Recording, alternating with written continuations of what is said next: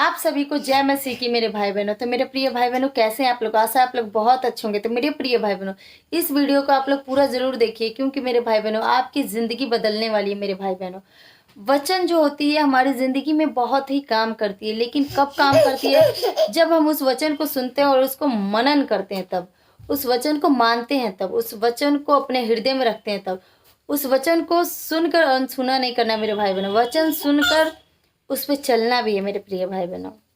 तो इस वचन में आप बने रहिए, इस वीडियो में बने रहिए और आइए देखते हैं आगे। एक बार एक बच्ची थी, छोटी बच्ची थी, जो गीत गा रही थी। फिल्मी गीत था, मेरा लाल दुपट्टा मलमल का। तो किसी ने पूछा, बेटा तुम बहुत अच्छा गाती हो, तुम्हारी आवाज बहुत अच्छी है, लेकिन एक बात बताओ कि तुम्हारा वो लाल दुपट्टा तो तुम्हारे गले में है ही नहीं। तो शर्मा गई, गीत गा रही थी, दुपट्टा गले में नहीं था, तो शर्मा के भाग गई। आज यही सवाल मेरे और आपके लिए है। हम उस परमात्मा की जय जयकार कर रहे हैं, उसकी वंदना कर रहे हैं, उसका नाम ऊंचा उठा रहे हैं। क्या वो परमात्मा हमारे जीवन में है? क्या उसके प्रति विश्वास हमारे जीवन में है? क्या आप उसे जानते हैं? क्या आप जानते हैं कि उसने आपके लिए क्या किया है और वो क्या करना चाहता है? पवित्र शास्त्र बाइबल कहती है, उस परमेश्वर के पास आपके लिए एक योजना है, और वो योजना आपके भविष्य के लिए, आपकी संतानों के लिए, आपकी पीढ़ी पीढ़ी के लिए है। परमेश्वर का वचन कहता है कि मैं धर्मी को आशीष दूंगा और उसकी संतानों को भी आशीष दूंगा। लेकिन क्या आप उसे जानते हैं? हम उसे तब तक नहीं जान सकते जब तक हम अपने पापों से क्षमा ना मांग लें। जैसे एक भ्रूण, एक बच्चा जो है मां के कोख में होता है, तो उसे नहीं मालूम कि संसार कितना बड़ा है और संसार कितना सुंदर है। उसे कुछ नहीं मालूम, क्योंकि वो तो मां के गर्भ में है, उस अंधेरे में है, उसे कुछ नहीं मालूम। लेकिन जब वो संसार में आता है, तब वो संसार को देखता है और संसार के प्रति उसकी जो सोच है, व्यापकता है, वो बढ़ती चलती है कि संसार कितना बड़ा है, इसमें कितने रिश्ते नाते हैं, कितना काम है इस संसार के अंदर। ठीक इसी तरह जब तक हम अंधकार में बैठे रहेंगे, हम उस परमेश्वर को कभी नहीं जान पाएंगे। भारतीय दर्शन शास्त्र में लिखा है, पापम पापात्मा पाप कर्मा पाप संवा त्राहिमाम पुंडक्षाम सर्व पाप हरे हरे। अगर कोई कहता है कि नहीं, मैंने तो अपने जीवन में कोई पाप ही नहीं किया, मैंने कोई बैंक नहीं लूटी आपने कोई बैंक, किसी की हत्या की नहीं की, हमने कोई गलत, हमने किसी के खेत पे कब्जा नहीं किया, हमने किसी के घर पे कब्जा नहीं किया, तो हमने तो कोई पाप ही नहीं किया। तो ऋषि वेदव्यास जी कहते हैं, पापम पापात्मा पाप कर्मा, मेरा तो जन्म ही पाप में हुआ है। तुलसी याजक आए के कौन भयो समर्थ, कंचन पे कुंचन किन्ना पसारो हाथ।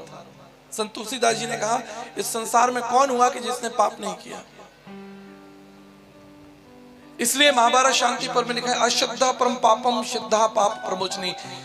अंधकार अश्रद्धा हमारे जीवन में उस पाप को जन्म देती है, लेकिन श्रद्धा जो है, विश्वास जो है, उन पापों को खत्म कर देता है।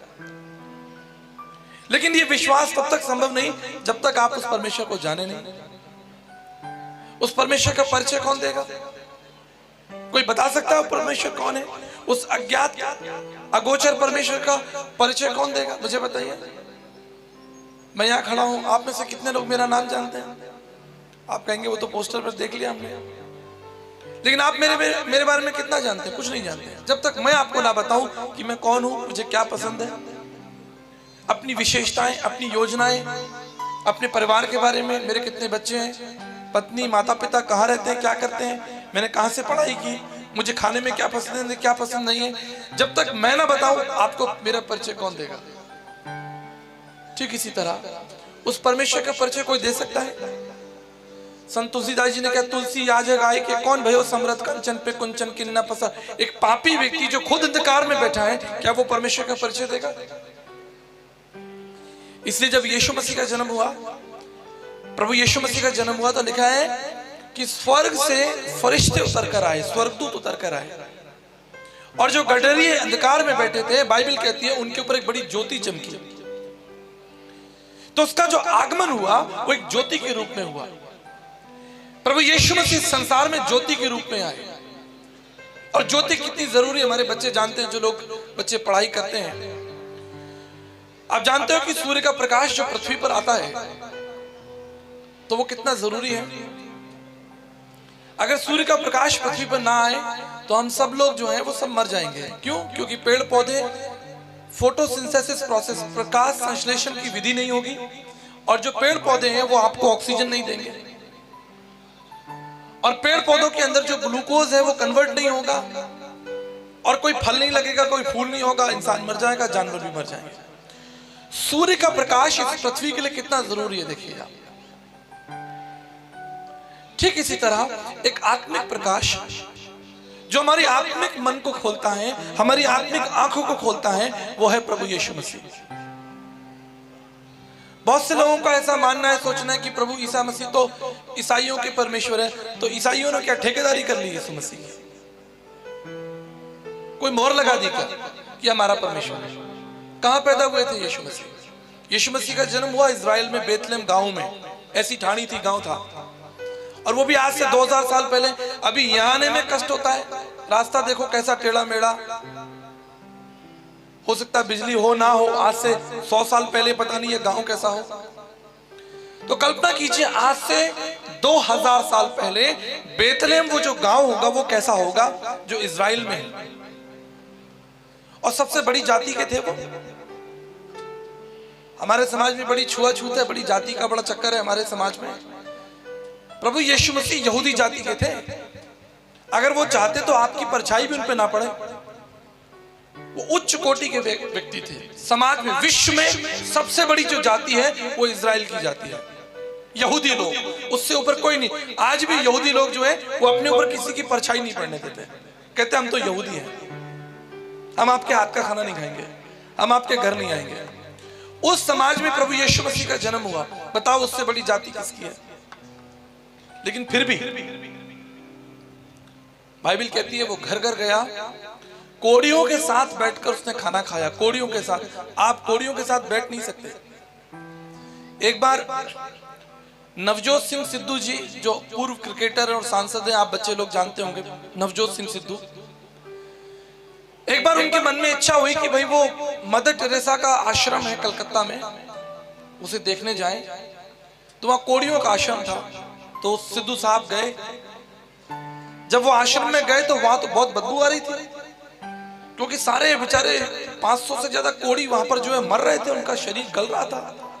जब शरीर, मनुष्य का शरीर गलता है, अंग गलते हैं, स्किन गलती है, तो कैसी बदबू आती होगी। तो सिद्धू साहब वहां बैठे तो इनको तो उल्टियां हो गई। उन्होंने अपना रुमाल मुंह पे लगा लिया, बोले यहाँ कैसे रह सकते हैं भाई। तो भागना चाह रहे थे, लेकिन मन में था कि मदर टेरेसा को मिलने आए हैं, चलो भाई देख लें मदर टेरेसा को। तो इतने में पतली दुबली सी महिला मदर टेरेसा जो है वो चलती हुई आई, तो वो उनके पैरों में गिर गए। बोले माता जी पहले तो आप एक बात बताओ, आप इस जगह पर कैसे रह सकते हो, यहाँ इतनी बदबू आती है, लोग सड़ रहे हैं, मर रहे हैं। तो मदर टेरेसा ने उनको जवाब दिया कि बेटा मैं प्रभु यीशु मसीह की शिष्या हूं, उसकी बिटिया हूं, उसकी सेविका हूं, और मुझे मौका नहीं मिला कि अगर जब यीशु मसीह क्रूस पे था, उस समय जब यीशु मसीह घायल था, तो मैं उसकी सेवा कर पाती। मुझे वो मौका नहीं मिला, इसलिए आज इन मरते हुए कोड़ियों की सेवा करके मैं ये सोच लेती हूं कि मैं यीशु मसीह की सेवा कर रही हूं। और आपको मालूम है भारत सरकार ने उन्हें भारत रत्न दिया उनकी सेवा के लिए। यह है प्रभु यीशु मसीह जो मनों को बदलता, वो धर्म नहीं बदलता। धर्म तो एक ही है, प्रेम धर्म का मूल है, पाप मूल संताप, जहां दया वहां धर्म है, जहां क्षमा वहां प्रभु आप। धर्म क्या है? धर्म तो व्यापक है। यम नियम आसन प्रत्याहार, आप सुबह उठते हो वो भी धर्म है कि भाई सुबह उठना है आपको, वो धर्म है आपका। आप काम पे जाते हो वो भी धर्म है, आप बच्चों को पढ़ाते हो वो भी धर्म है, आप शादी ब्याह करते हो, खेती किसानी करते हो, व्यापार करते हो, भारत सरकार को टैक्स देते हो, अपने भाइयों में आपस में प्रेम रखते हो, सुलह रखते हो, झगड़ा नहीं करते, मारपीट नहीं करते, यही तो धर्म है। विश्वास, मूल्य, आचरण और कर्मकांड, विश्वास, मूल्य, आचरण और ये 4 सिद्धांत हैं, 4 आयाम हैं धर्म के। तो प्रभु यीशु मसीह को मानने से, उस पर विश्वास करने से धर्म नहीं बदलता, परंतु धर्म की पूर्ति होती है। यीशु मसीह ने क्या कहा कि मैं व्यवस्था को, धर्म को मिटाने नहीं आया, लेकिन धर्म को पूरा करने के लिए आया हूं। मत्ती 5:17 में लिखा है कि मैं व्यवस्था को, उस धर्म को पूरा करने आया हूं। इसलिए नीति वचन कहता है जो धर्म का पीछा करता है वो जीवन पाता है। तो जय मसीह की, गॉड ब्लेस यू। प्रभु आप सभी को बहुत आशीष दे।